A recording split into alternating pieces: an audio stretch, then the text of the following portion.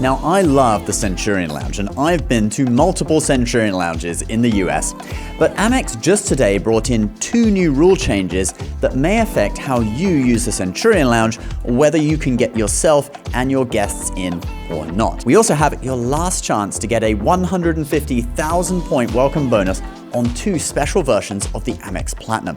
We'll tell you when that ends. Hey credit warriors, welcome to the show. My name is Ben Hedges, aka the Credit Shifu, and on this channel I cover US credit cards, personal finance, and luxury travel. If you like the sound of that, please subscribe, but let's get into the video. So here is what's happened, and we've known that this change was coming for a while, but these rules were just implemented today. First up, effective July 8th, 2026.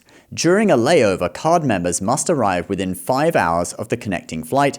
Same-day round-trip itineraries are not considered connecting flights. So this used to be kind of unlimited. When you were on a layover, you could stay in the lounge as long as you wanted, but now that time has been limited to 5 hours before your outbound flight. So you can't say arrive and go to the lounge first and then go out into the terminal on a 6-hour layover. You would have to, do what you want in the terminal first and then wait until it's 5 hours until your flight and then go to the lounge. And also that means now the total amount of time as well would be limited to 5 hours, or actually less than 5 hours, because realistically you're not going to leave the lounge at the exact time your flight takes off. So you're probably actually limited to like 4.5 or 4.25 hours. But to be honest, I think it should be enough. I think for most people, if their layover was longer than 5 hours, they would actually be looking at other options like leaving the airport and sightseeing, or getting a hotel if it was in the evening so they could get some sleep. So I don't think too many people will actually be affected by this, but this limitation is now in effect, so you can take it into consideration if you are planning a flight and you're going to have a layover and you want to use the Centurion Lounge. If you are curious how many hours before your flight Platinum Card members can arrive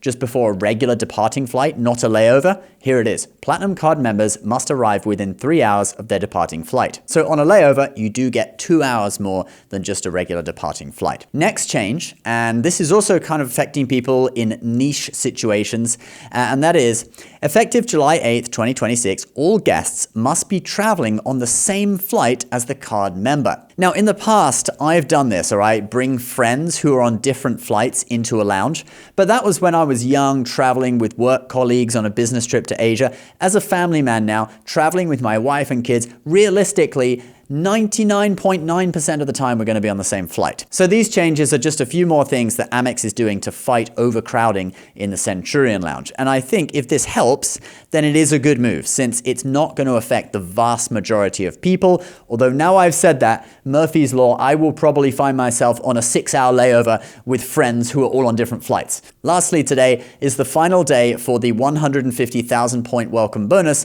on the Charles Schwab and Morgan Stanley versions of the Amex Platinum. If you have been thinking of getting either of these cards, I would say apply now, okay? Since it will go back down probably to 80,000 points tomorrow, okay? That's what it was before. And high bonuses on these 2 versions of the card are certainly a lot rarer than on the vanilla version, all right? The vanilla version, that's just what we call the regular version. The advantage of these 2 cards is that on the Schwab version, you can redeem points for cashback at 1.1 cents per point into your Schwab account, and you get some money off the annual fee depending on how much money you have invested with Schwab.